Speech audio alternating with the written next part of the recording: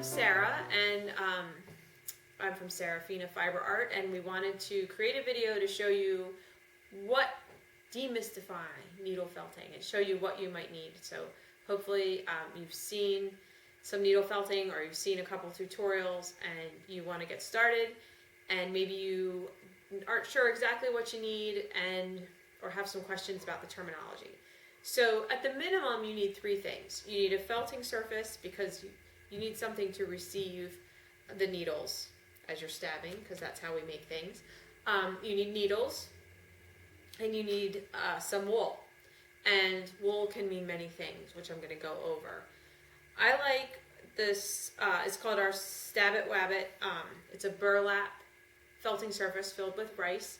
I prefer it to foam because it's firm and it's all natural. You can throw it in your compost heap when you're done, and because you do go through them just like foam. After a while it gets tired of being stabbed. So we have this felting surface, and then needles. Starting with a 6-pack, it has 2 gauges, 2 each of 3 different gauges, and the gauges vary from, these are 36, 38, and 40, and the 36 are stronger and they give more pull, and the 40 are the finest and they are more for finish work and detail work. So this is a good, just a good way to start, give you the needles that you need. Needles do break, especially when you're getting started and you're not used to how to use them. So it's nothing more frustrating than wanting to needle felt and not having needles. So having a couple of each, at least, is a good idea. And then wool, as you get into the craft, you may start collecting more colors and types because you want to make more things, and so you need these different textures and colors and types. And so those are basically the 3 essentials.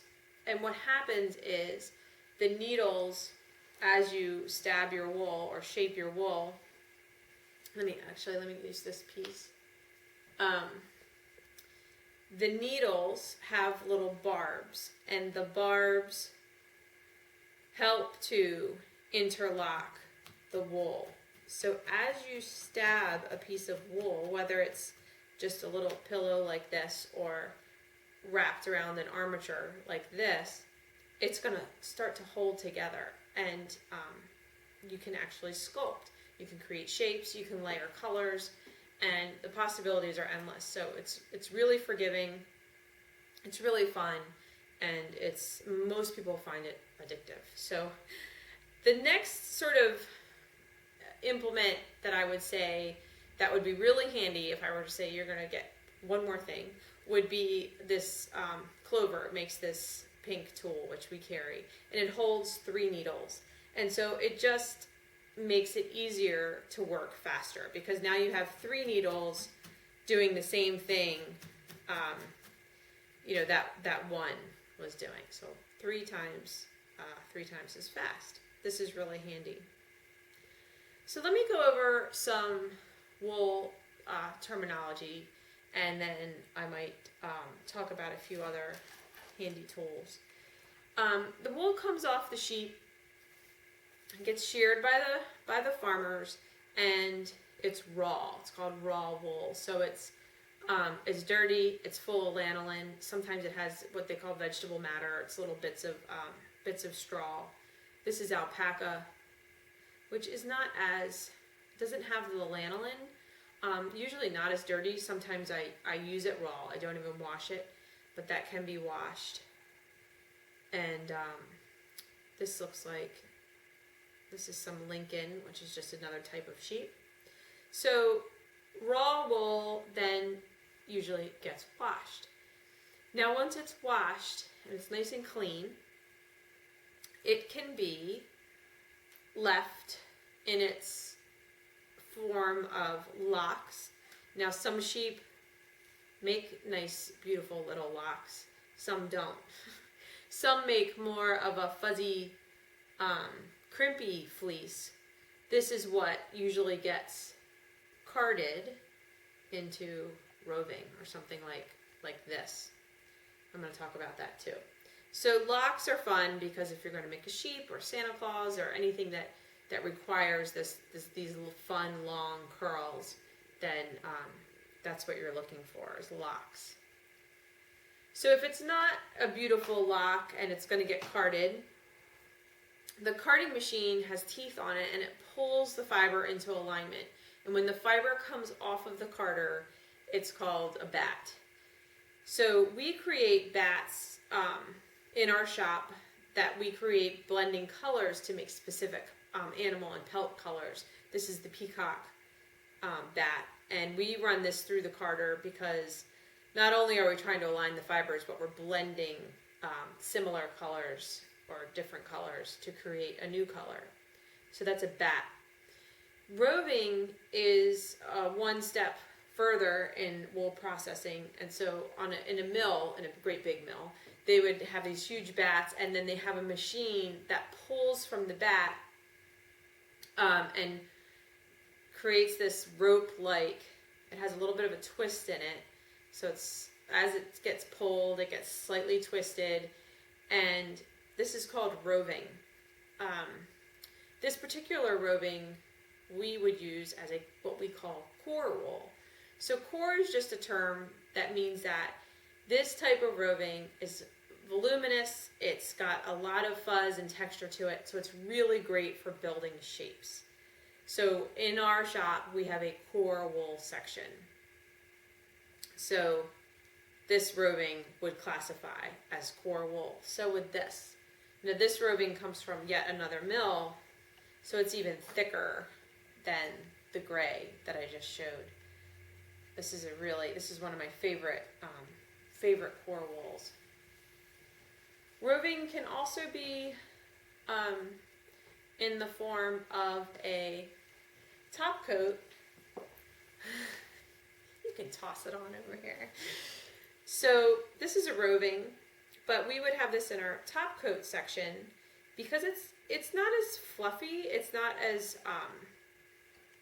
it doesn't have as much loft. It's a longer, thinner type of roving, and this is something that I would like to use on the top of my animal to create a pelt or the tail or some detail on top. So that's what the top coat section is about, these types of finer fibers. Now that's not to be confused with a wool processing term called top. Oh, will you grab one of those too? I didn't have all my ducks in a row. So top is, keep going, a smooth black top. Yeah. Top looks like roving, but rather than being pulled off of a carder, it's actually combed, just a different process. So the fibers are even more smooth and linear. They're all, going the same direction. It's usually used on long, fine fibers. So this type of processing in the wool industry is called top. Now, just by coincidence, we would also use this as a top coat. So just a little confusing, the terminology. We also have merino, which is a type of sheep. The fiber's very soft. This would be used in a top coat application. This is a roving of merino. So soft. Let's see, what else? So I covered top coat, core, raw, locks, bat, roving, pelt. We have a group of fibers, like I said, are bats that we call pelts because they're animal colors. But pelt can also mean creating a pelt for your animal. So that's just another word.